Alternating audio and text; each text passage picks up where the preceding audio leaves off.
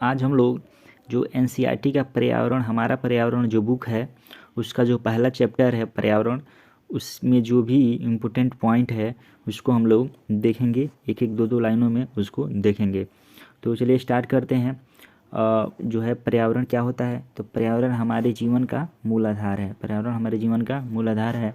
यह हमें सांस लेने के लिए हवा, पीने के लिए जल, खाने के लिए भोजन एवं रहने के लिए भूमि प्रदान करता है। अगला पॉइंट क्या है, पर्यावरण के घटक। तो पर्यावरण के घटक कौन कौन है? पर्यावरण के 4 घटक हैं।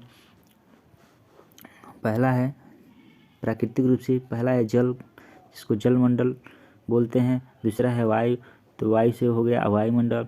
स्थल तीसरा स्थल से हो गया स्थलमंडल। चौथा है सजीव, सजीव में जीव जंतु जो आएंगे उसको, उनका होगा एक जैव मंडल। तो ये चारों मंडलों से पर्यावरण का ऐसा चारों घटक हैं जिससे पर्यावरण का निर्माण होता है। अब इसके बाद मानव भी पर्यावरण में ही है।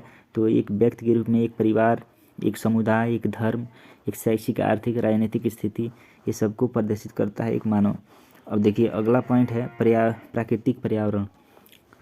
तो प्राकृतिक पर्यावरण किसे कहेंगे?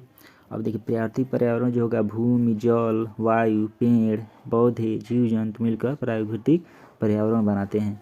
ये बस याद रखेंगे, भूमि, जल, वायु, पेड़ पौधे एवं जीव जंतु मिलकर प्राकृतिक पर्यावरण बनाते हैं। अब इसमें कुछ पॉइंट हैं उसको हम लोग याद रखेंगे। देखिए पहला जो है, पृथ्वी के ठोस प्रॉपर्टी या कठोरी ऊपरी परत को स्थलमंडल कहते हैं। जो पृथ्वी के ऊपरी भाग जो क्रिस्ट होता है उसको, वो अब कठोर होता है और इसी को हम लोग स्थलमंडल कहते हैं। यह चट्टानों और खनिजों से बना होता है। ये पूछता है प्रश्न, किससे बना है? यह चट्टानों और खनिजों से बना होता है। दूसरा है जल के क्षेत्र को जलमंडल कहते हैं। जल के विभिन्न जलाशयों से मिलकर जलमंडल का निर्माण होता है। ये हो गया। तीसरा है पृथ्वी के चारों ओर फैली वायु की पतली परत को वायुमंडल कहते हैं। पृथ्वी के चारों ओर फैली वायु की पतली परत को वायुमंडल कहते हैं। पृथ्वी का गुरुत्वाकर्षण बल अपने चारों ओर के वायुमंडल को थामे रखता है।